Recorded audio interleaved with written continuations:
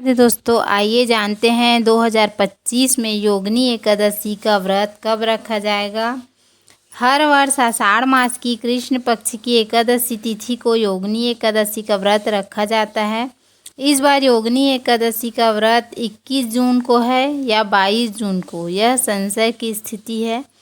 तो इस संशय को दूर करेंगे, लेकिन उससे पहले इस व्रत के कुछ नियम जान लेते हैं। और कहते हैं कि योगिनी एकादशी के व्रत को करने से 88,000 ब्राह्मणों को भोजन कराने के समान हमें पुण्य प्राप्त होता है। तो इस व्रत को अवश्य रखना चाहिए। आइए जानते हैं इस व्रत के नियम क्या हैं।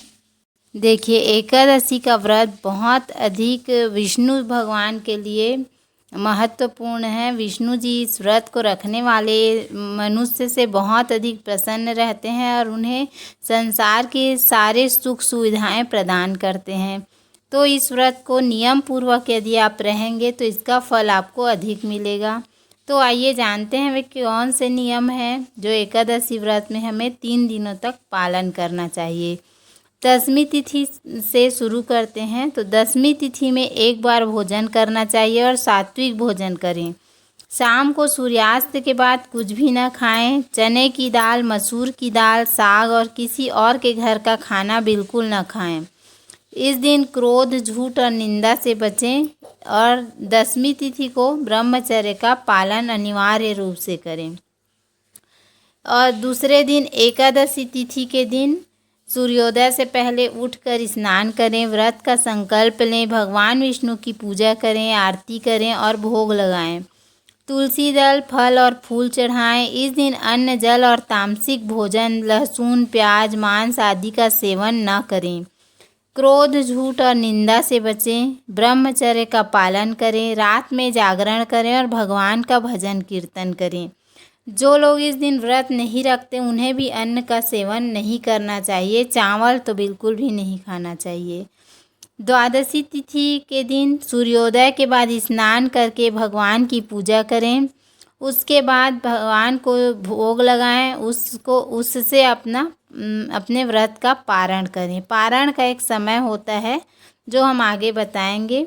उस समय में ही पारण करना चाहिए। हरिवासर के समय में पारण करने से व्रत का फल हमें प्राप्त नहीं होता। इस दिन भी सात्विक भोजन करें। व्रत खोलने के लिए तुलसी दल, फल और जल का सेवन करें। इस दिन ज़रूरतमंदों को दान अवश्य करें। अपने व्रत के पारण करने से पहले आपको दान अवश्य करना है, या किसी गरीब या ज़रूरतमंद को आप भोजन भी करा सकते हैं। वैसे तो शास्त्रों में ब्राह्मणों को भोजन कराने का विधान बताया गया है। यदि आपको ब्राह्मण नहीं मिलते हैं तो आप किसी ज़रूरतमंद को भी पेट भर भोजन करा सकते हैं। द्वादशी के दिन भी कहते हैं कि 2 बार ही भोजन करना चाहिए, नहीं तो ज़्यादा बार भोजन करने से इस व्रत का फल त्रिजटा को प्राप्त हो जाता है। इसके अलावा एकादशी व्रत में भगवान विष्णु के ओम नमो भगवते वासुदेवाय मंत्र का जाप करना चाहिए। इस दिन भगवान विष्णु के साथ साथ माता लक्ष्मी की पूजा करनी चाहिए। एकादशी व्रत में फलाहार करना चाहिए। केवल दूध और पानी का सेवन करना चाहिए। इस दिन किसी भी प्रकार की हिंसा से दूर रहें, लड़ाई झगड़े से दूर रहें। इस दिन किसी भी पेड़ की पत्ती को नहीं तोड़ना चाहिए, इससे पाप लगता है। किसी भी प्रकार का नशा, तेल से बने भोजन और शहद का सेवन भी इस दिन नहीं करना चाहिए। इन नियमों का पालन करके एकादशी व्रत करने से भगवान विष्णु की कृपा हमें प्राप्त होती है और सभी मनोकामनाएं पूर्ण होती हैं। अब आइए जानते हैं कि हमें व्रत 21 जून को रखना चाहिए या 22 जून को। देखिए, 21 जून को एकादशी की तिथि प्रारंभ हो रही है सुबह 7:19 पर और यह तिथि समाप्त होगी 22 तारीख को प्रातः 4:28 पर। तो आइए इस संशय को दूर कर देते हैं। आषाढ़ माह के कृष्ण पक्ष की एकादशी को योगिनी एकादशी कहते हैं। पंचांग के अनुसार आषाढ़ माह के कृष्ण पक्ष की एकादशी तिथि 21 जून को प्रातः 7:18 पर शुरू हो रही है तो शास्त्रों में कहा गया है कि यदि सूर्योदय से 1.5 घंटा पहले दशमी तिथि पड़े तो उस एकादशी को त्याग करके द्वादशी युक्त एकादशी को रहना चाहिए। यह द्वादशी तिथि 22 जून को सुबह 4:28 पर प्रारंभ हो रही है, जो एकादशी से मिला हुआ है। तो इस तिथि में मतलब 22 तारीख की जो एकादशी है उसको रहना ज़्यादा सर्वोत्तम होगा। फिर 22 जून को रात्रि में ही 1:30 के आसपास हमें त्रयोदशी तिथि भी प्राप्त हो रही है। तो यह त्रिपुष्कर योग का निर्माण कर रहा है। तो त्रिपुष्कर योग में जो भी व्रत रखते हैं उसे बड़ी एकादशी व्रत के बराबर पुण्य प्राप्त होता है। जैसे अभी अभी हमने निर्जला व्रत रखा था तो उसमें उसका कितना महत्व है, उसी प्रकार इस त्रिपुष्कर योग में जो हम व्रत रखते हैं उसका भी पुण्य हमें प्राप्त होता है। तो सभी तरह से 22 जून की एकादशी व्रत रखना सर्वोत्तम है। तो आप 22 जून को ही व्रत रखें। तो अब जानते हैं पूजा विधि। एकादशी व्रत की पूजा विधि इस प्रकार है। सबसे पहले एकादशी के दिन सुबह आप जल्दी उठें, उठकर स्नान करें और अपने घर में गंगा जल छिड़ककर घर को शुद्ध करें। इसके बाद भगवान विष्णु का ध्यान करके व्रत का संकल्प लें।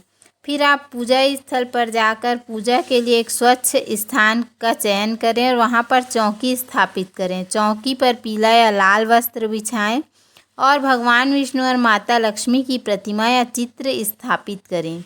उसके बाद भगवान विष्णु को पंचामृत, गंगा जल, तुलसी दल, फूल, फल, मिठाई और पीला चंदन अर्पित करें। इसके बाद एकादशी व्रत कथा का पाठ करें।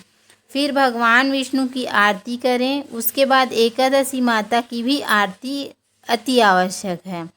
इसके बाद भगवान को सात्विक भोजन का भोग लगाएं जिसमें तुलसी दल अवश्य हो। इस दिन गरीबों और ज़रूरतमंदों को दान अवश्य करें। भोजन, वस्त्र और जल आप कुछ भी दान कर सकते हैं। उसके बाद द्वादशी के दिन सूर्योदय के बाद व्रत का पारण करें। पारण का एक समय होता है, उस समय में आप पारण कर सकते हैं। के बाद शाम की पूजा विधि। शाम को यदि आप स्नान करना चाहें तो स्नान कर लें, नहीं तो अपने हाथ पैर धोकर पीले वस्त्र पहने। उसके बाद फिर से मंदिर के पास जो फूल वूल आपने सुबह चढ़ाया था वो साफ़ कर लें। फिर भगवान विष्णु को पुष्प से जलाभिषेक करें। फिर प्रभु को पंचामृत सहित गंगा जल से भी वैसे ही छिड़क कर कुसा से या दूर्वा से आप छिड़क कर स्नान करें। उसके बाद प्रभु को पीला चंदन और पीले पुष्प अर्पित करें। उसके बाद मंदिर में घी का दीपक प्रज्वलित करें। संभव तो आप फलाहार जो भी आप खाते हैं उसको आप भगवान को भोग लगाएं। उसके बाद ही आप फलाहार ग्रहण करें। इस प्रकार से आप व्रत रख सकते हैं। तो उम्मीद है आपको हमारे द्वारा दी गई जानकारी पसंद आई होगी। यदि वीडियो पसंद आया तो वीडियो को लाइक, शेयर और सब्सक्राइब करना ना भूलें। धन्यवाद। राधे राधे। अगले वीडियो में व्रत की कथा भी सुनेंगे। धन्यवाद।